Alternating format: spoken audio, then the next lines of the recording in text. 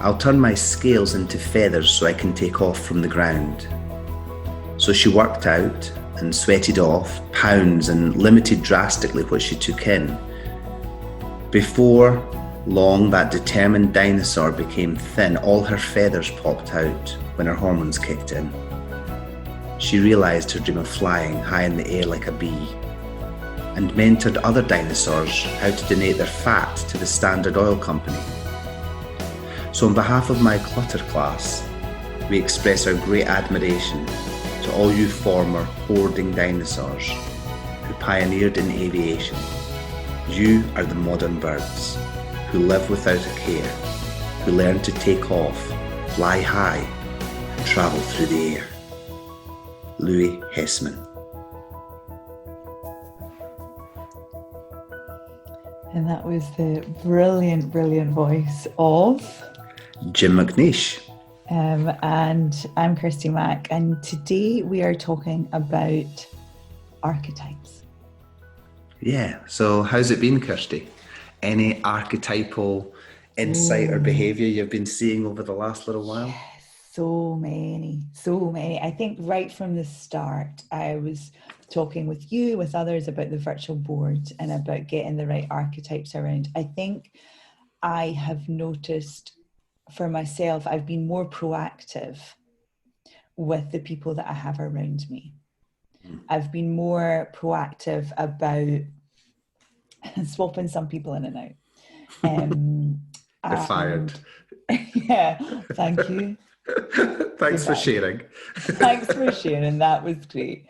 Ciao for now. So yeah, there's an element of it. So yeah, I've been more deliberate about, as I transition through this change, as we all do, who are the right people that I need to have around me that are going to give me the kick up the arse, that are going to give me the support, that are going to give me the insight, the difference, so I feel that it's been, and so that's why I think we've said it many times, it feels like a cloud of witnesses, that are popping up. And I've been very aware of the constellations that are surrounding me. And so I'll learn from that. I'll take more in for that. I think it's interesting to see what I've been for others. So probably more, and I would be this in other spaces, more of a warrior, more of a wizard. And I think now for me, it's about, the sort of the king, queen, the sort of vision and things like that. So there's definitely elements of that I get from certain people. So it's been really clear about what that is and who that person is for me. Because you sit a space in there there's the wizard and the friend as well. So it's just that the wizard and the friend is kind of what's come through hugely for me through this. So yeah, I think it's been more proactive, been more apparent. I think the archetypes have been more apparent. It feels like they've been crystallized, whether that just be in my mind. What about you? I think I've noticed that I'm really aware of, similar to you really, aware of who I am for other people more than who they are for me. That's kind of typical of my personality structure, masochistic and servile. And so therefore I'm this for that person, I'm that for that person. I show up in a conversation, I think, who does this person need me to be for them? And probably not paying enough attention to who others are for me. And so I've noticed that Mark, my EA, him and I have just become really good buddies over this last 10, 11 weeks. And we we experiment with our box sets in terms of, what are we going to watch and what's for our dinner today? We do a lot of high-fiving with the new things happening in the business, chatting through things that he's going through and I'm going through. And so really valued that with him. Similarly, you play a kind of wizard role, occasionally a queen role with me. You're also, part of your coaching style is permission giving. And so therefore you'll play a little bit of that too. So I've been watching that. I've got some new warriors and some new wizards kind of speaking into my life about the online world. And but I still think the king of the queen area now is vacant. And I'm curious about who those should be, or if they should be.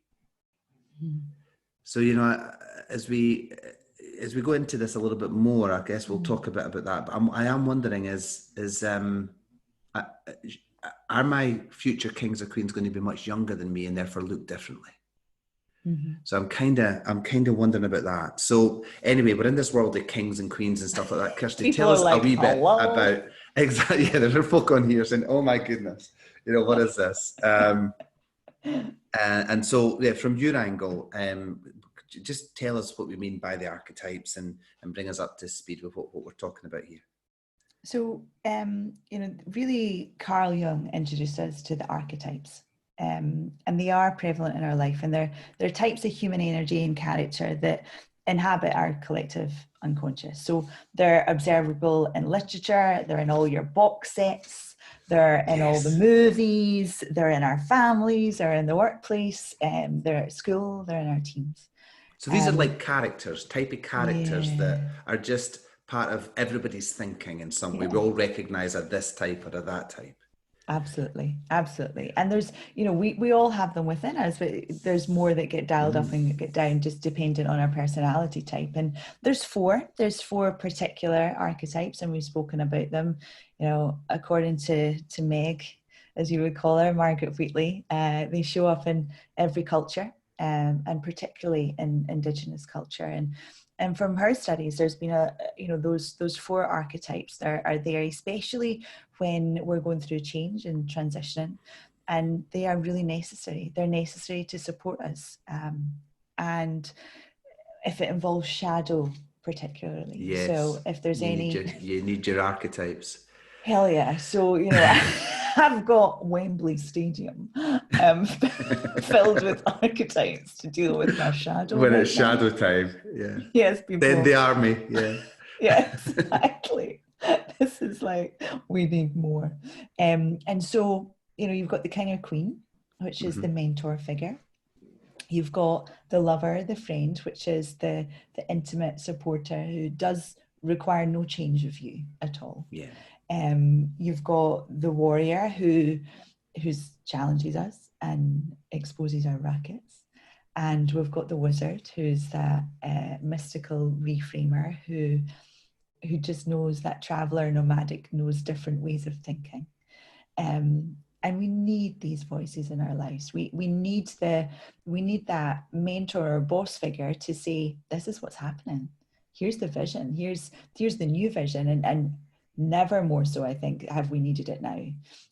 People giving clarity to people, even if you don't have, because, you know, people's visions as a business have changed daily in some circumstances. And so how do we make sure we're communicating that? How do we stand for that? How do we set the boundaries for people? Because we all went into this sort of boundless, chaotic, complex world and went, what?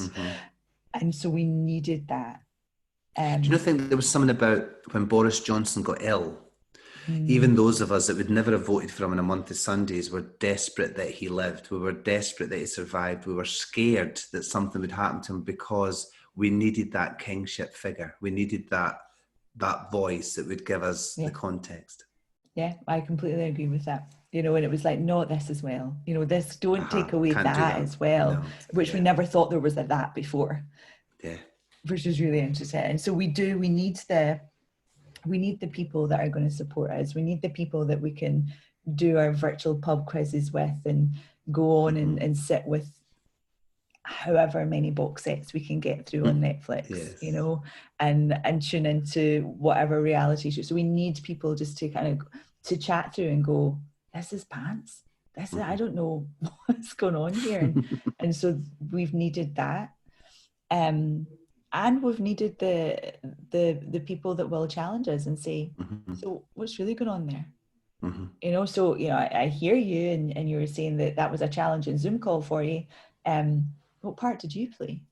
Yeah. What was your contribution to that conversation? What sort of insight, how do you think they're feeling from a different perspective? And we've needed the wizard of just that.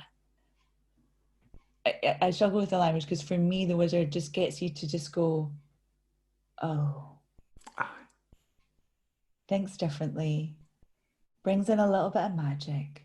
And it could be a line, it could be and I think it's been an amazing time for that. And a lot of the people I'm talking about is, personal development just now is just without tapping into all of the webinars and everything that are available. This is a huge time for personal development, but then you can tap into just incredible humans that we've got access to now, that they, yes, you're watching for an hour, but there might be just one phrase and you just go, oh, there's the gold. There it is. There's the gold. And, but often we avoid them. And I think that is sometimes where we can see where we're not getting the right people around them, because, we've been wounded by that shadow archetype. We've been maybe exploited or abused by a part of their character. So, you've got if you think about the dark side of the king or the queen type energy, is the tyrant. It's, off with their heads. There's that sort of despising of innocence that kind of comes through from that sort of dark side, that shadow. There's the lover friend. It could be the sort of, there's an addiction. They don't want you to be free. They can destroy your freedom, and just don't, and will play on that. There's the sadist for the dark side of the warrior that is just looking for our weaknesses or injuring our vulnerability and getting right under the skin and exposing us from that perspective. And you might have the dark side of someone that exhibited this sort of wizard type archetype, which is the manipulator. Exploited our ignorance. We might be brilliant that they have this insight, but really you didn't know. It's the quack, it's the charlatan, isn't it? It's the one that just wants to make a quick buck out of selling you snake oil. And so if we don't have them, the good stuff, if we're going through deep change, it can feel scary. It can feel chaotic. And it is important. It is really important that we think about and we're proactive about how we get them around the table and see, as I said, swap them in and out. If it's working, great. If it's not, awesome. But, and what is that? It seems so. It is a great metaphor, and I love the 4 archetypes. Is there more? I think there must be, and I think there must be new ones forming. So like I went through this brand exercise, I remember, where they added in the sage, the innocent, the creator, the caregiver, the jester, the everyman, and then there was some kind of combination of outlaw, explorer, hero that was all about the warrior. And useful exercises just to see what are kind of the iconic types. But I'm now curious about, is any been forming during this time or leading up to this time that we've not noticed? Is there anything else now beginning to seep into our collective unconscious that when we see them on these reality shows, or we're like, oh, that's that type of person now, or that's this that's beginning to form?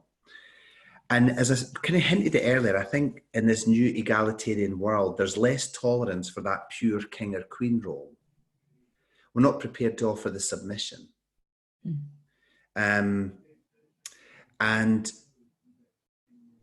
we don't get the benefit, therefore, of the security of it because we won't submit. And I also think that skilled bosses, coaches, mentors, therapists, they've all made up for some of the inadequate parenting that was our original king or queen.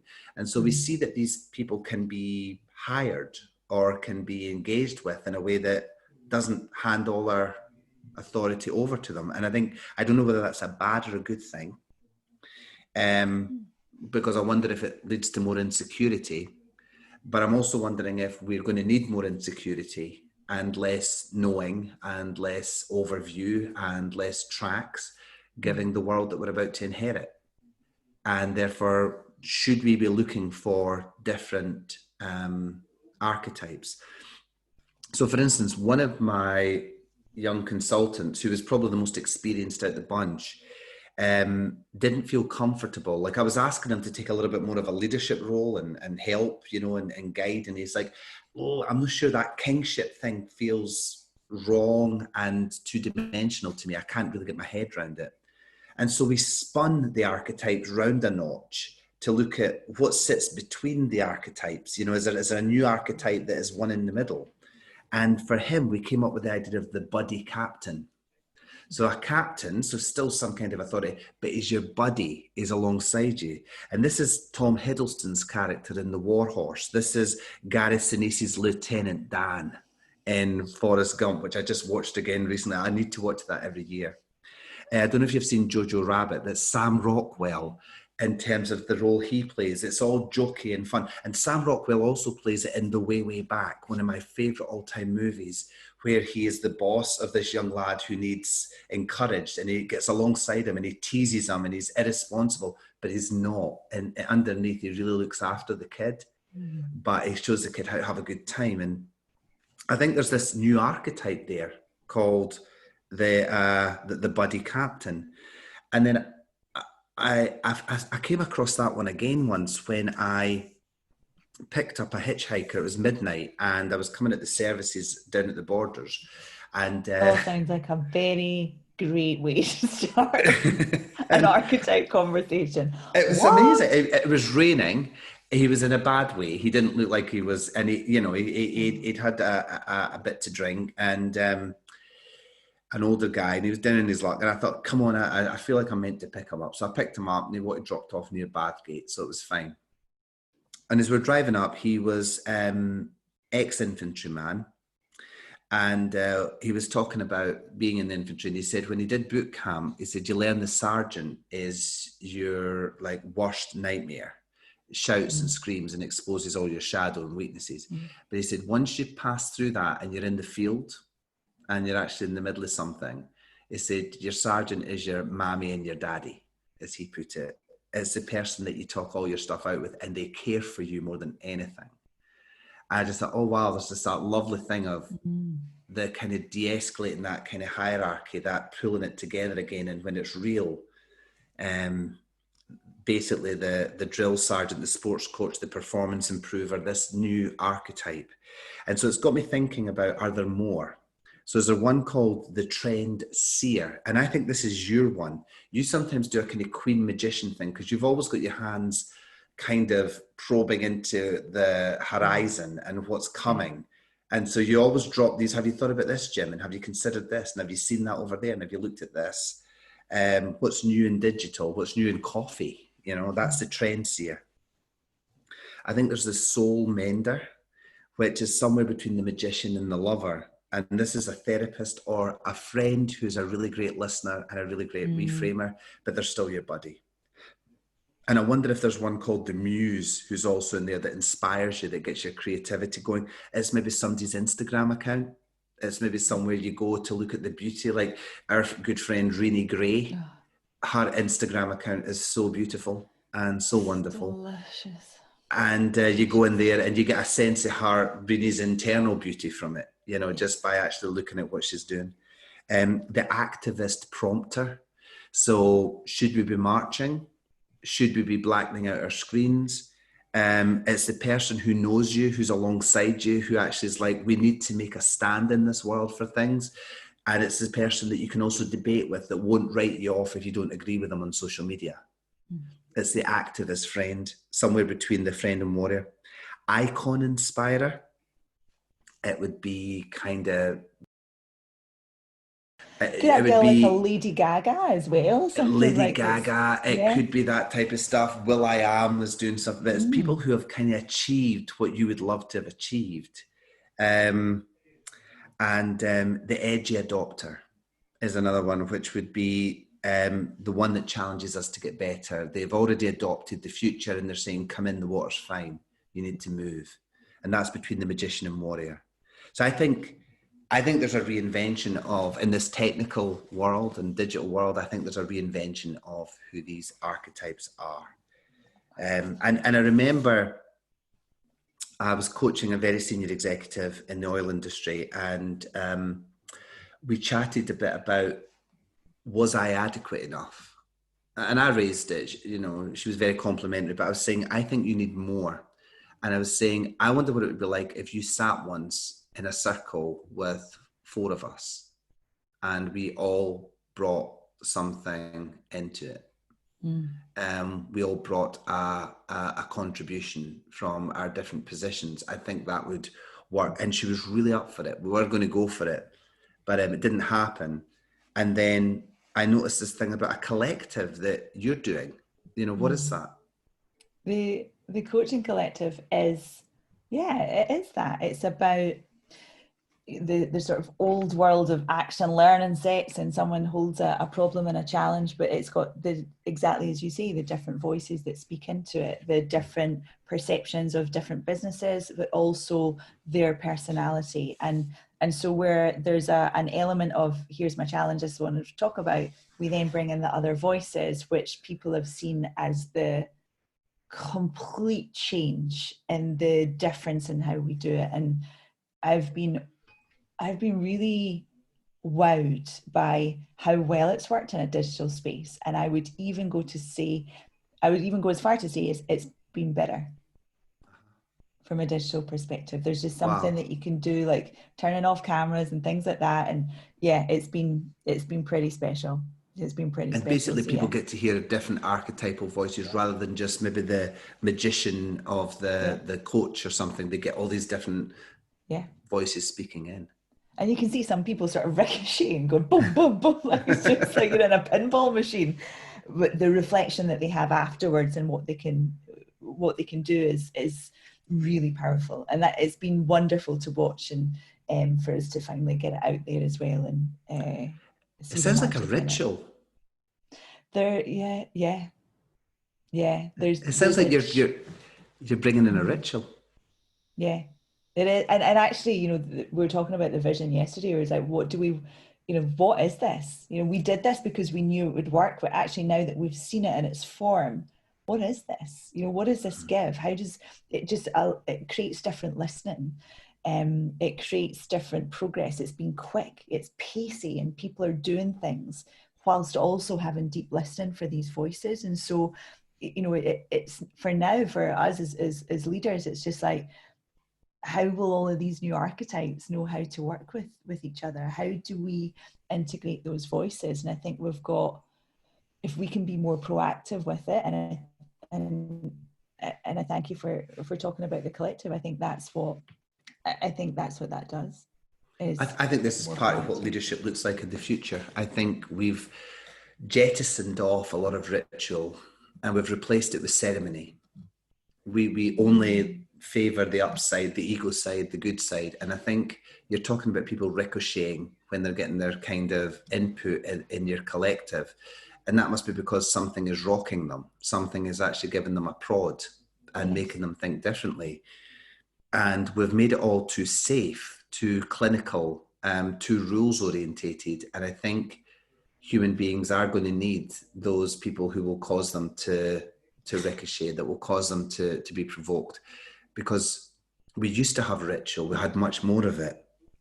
And I'd loved it, personally speaking, the whole idea of Beltane, you know, the fire festival, the Celtic, it's like, come on, bring it. Like, get the fire thing. I've had fires in the woods kind of just this last little while, and it's like, oh, it's so primal, and it's such a phenomenal holding space for actually dealing with shadow and dealing with transition. And I wonder if when we do get together, we are going to make it more special. Like, I'm working with a team at the moment online, and they're desperate for when we are no longer doing Zoom team meetings, but we're getting together, and then we're going to do a whole bunch of stuff on bioenergetics and all the stuff, the juicy stuff they want to get their hands on. And it's like, I want there to be fire pit at night. I want there to be, because I want ritual again, back in again, so that the archetypes can speak powerfully and unapologetically and not wrapped around a whole bunch of rules. And so that you take the provocation that you take rather than you do a one-line tweet about it in terms of I'm outraged. You actually get held in the space where you do have to grow and where you can start to adapt to this new world that we're living in. And that, you know, with the new world, we've got AI. So that's that trend here is kind of like, you know, I wonder if AI could play a role. You know, there's so many applications now, and, you know, we're so au fait with them now in these last 11 weeks. But it can pick up, it can sort through language. So what if that could be a way of just seeing the missing words in our flow of communication and suggest the missing archetype? Yes. That would be cool. That would be cool. It's like so much more of our communication is just going to be about words for the next year. And so what could be written and held that would allow us to see what is missing? That would be cool. And do those different generations need different archetypes? You know, what do the Y and the Z generations need? You know, we've assumed they need stronger authority. Do they? You know, do they need information sources? Is it, you know, is it inspirers, or, you know, or do the wizards that we see in the lens that we see, or the queens, do they look different to them? You know, are they digitally based? You know, it's, and then, you know, the algorithms, knowing all of that, you know? yeah. What kind of stuff is in there? And what is the numerality? You know, if it's a different king or a queen, if it's a different priest archetype or those things, what is the numerality? And surely it's global care. Surely it's, if any of our activities around Black Lives Matter had any sense of tokenism or virtue signaling in it, let's not abandon it for those reasons. Let's just do the work on ourselves so that it isn't virtue signaling and it isn't tokenism, because we do have to care about what happens in America. And we do have to care about what's happening in Brazil right now. And we do have to care about what's happening in Asia with regards to these activities in this pandemic. It's like we have to keep that global care. We have to stay joined up so that these things, we're vigilant for them as well. And I think the last 50 years, priests have been working with people on personal salvation and personal growth and personal truth. And I wonder if we're getting past that now, where it's time to start thinking about the collective again, and the fact that we belong to something bigger, and that we're all on this spinning spaceship with limited resources moving through time, and that actually the numerality has to involve some kind of integrating of the global concerns into our everyday life.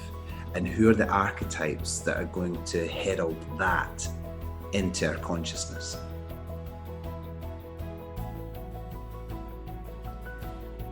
What is the real good? I ask in a musing mood. Order, said the law court.